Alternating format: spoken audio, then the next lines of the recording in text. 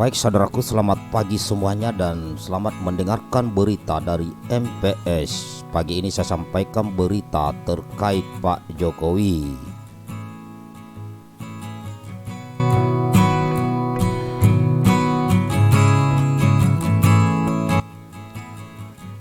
Dikutip dari demokrasi.id dengan judul Survei Indikator, masyarakat semakin takut berpendapat di era Jokowi.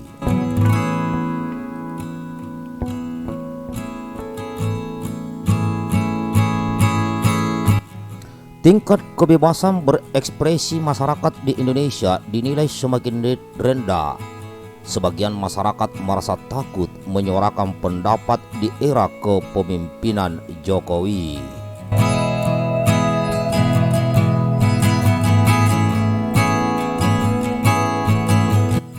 Dari hasil lembaga survei Indikator Politik Indonesia ditemukan hasil bahwa 62,9% masyarakat merasa takut untuk menyatakan pendapat di era Jokowi.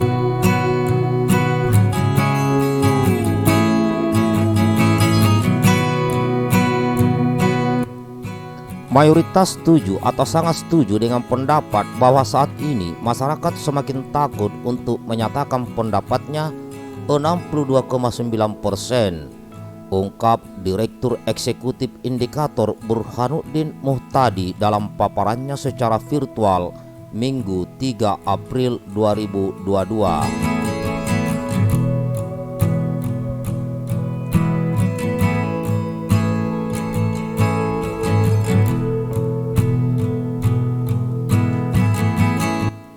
Kemudian ada 16,8% masyarakat yang menyatakan kurang setuju saat ini semakin takut berpendapat.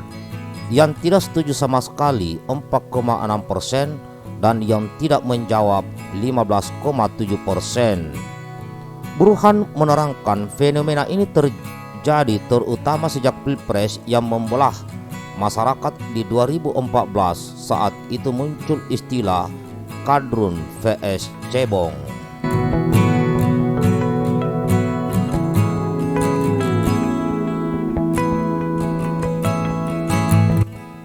Jadi iklim ketakutan muncul. Kemudian fenomena kriminalisasi menurut saya ini jadi semangat untuk revisi Undang-Undang ITE, ujar Burhan. Burhan menambahkan Presiden Jokowi sempat meminta agar revisi Undang-Undang ITE dilakukan, namun belum ada kemauan yang serius dari pemerintah dan DPR.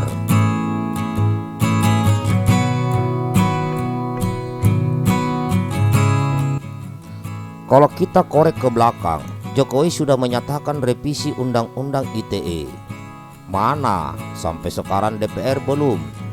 Kita ingatkan ada memori pemerintah dan DPR untuk merevisi Undang-Undang ITE, tandas Burhan.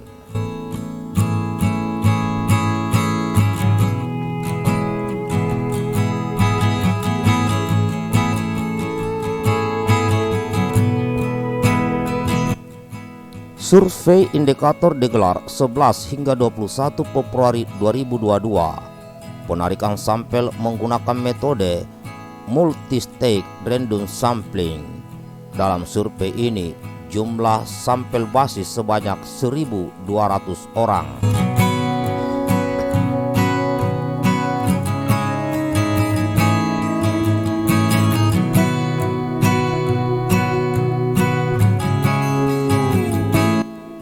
Sampel berasal dari seluruh provinsi yang terdistribusi secara proporsional. Toleransi kesalahan margin of error sekitar kurang lebih 2,9% pada tingkat kepercayaan 95%.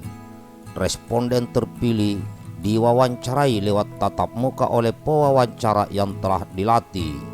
Demikian dari Demokrasi_Rep.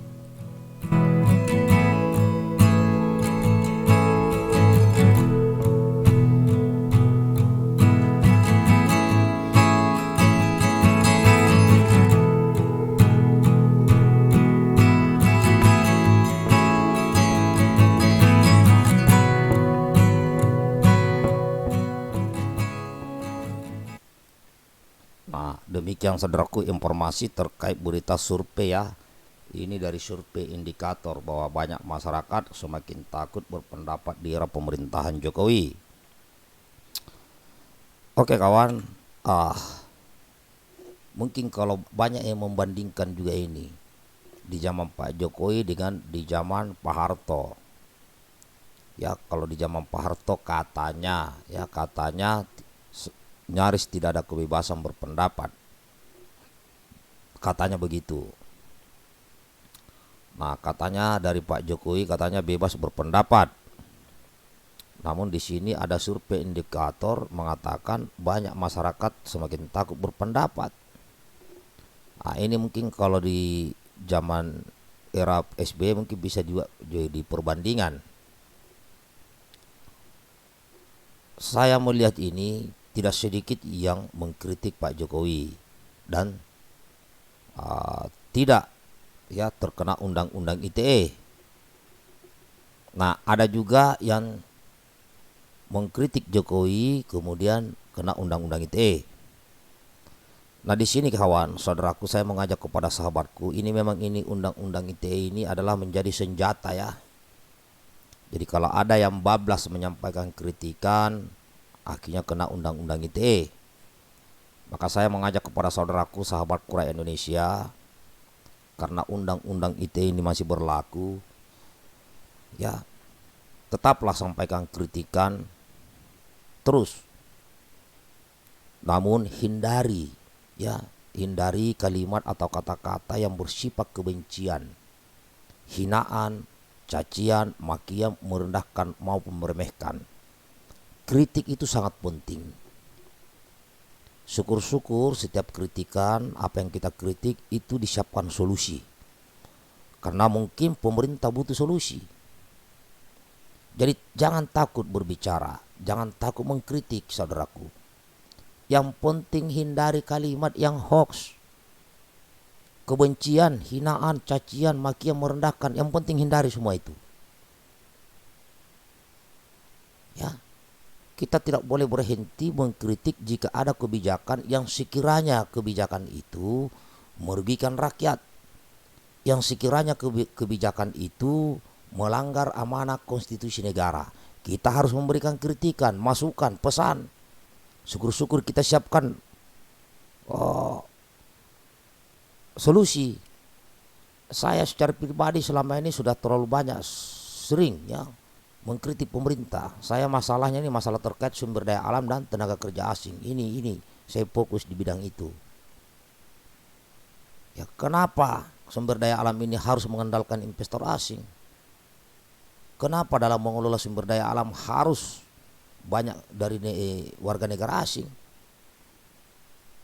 Padahal negara kita ini tidak sedikit orang-orang pintar. Masalah investor. Nah, di sini saya kasihkan solusi agar dilibatkan rakyat sebagai investor dalam mengelola sumber daya alam kita. Nah, caranya kita bangun dulu infrastruktur undang-undangnya, hukumnya. Otomatis ini melibatkan DPR RI, ya, melibatkan eksekutif, dan libatkan rakyat.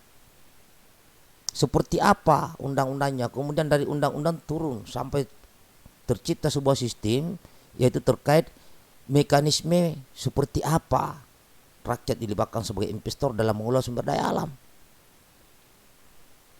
Semua serba transparan. Siapa pengelolanya? Apakah BUMN bergandengan dengan swasta, di mana swasta ini adalah milik rakyat? Jadi investasi itu tidak harus dari luar negeri. Dan investasi ini tidak dinikmati oleh segelintir orang, hanya orang kaya. Maka dibuka. Ini harus ada mekanismenya agar rakyat yakin dan yakin bahwa uangnya aman dalam investasi. Ya, masalah tenaga kerja. Kita ini tidak kekurangan orang-orang yang bisa mengerjakan kayak di pertambangan itu. Nah, ini harus dibicarakan. Nah, setelah rakyat sudah dilibatkan sebagai investor, kemudian bagi hasilnya bagaimana, berapa ke negara dan berapa ke pengelola, ke masyarakat sebagai investor kepada rakyat. Nah, saya kira itu adalah salah satu solusi. Bagikan videonya kawan.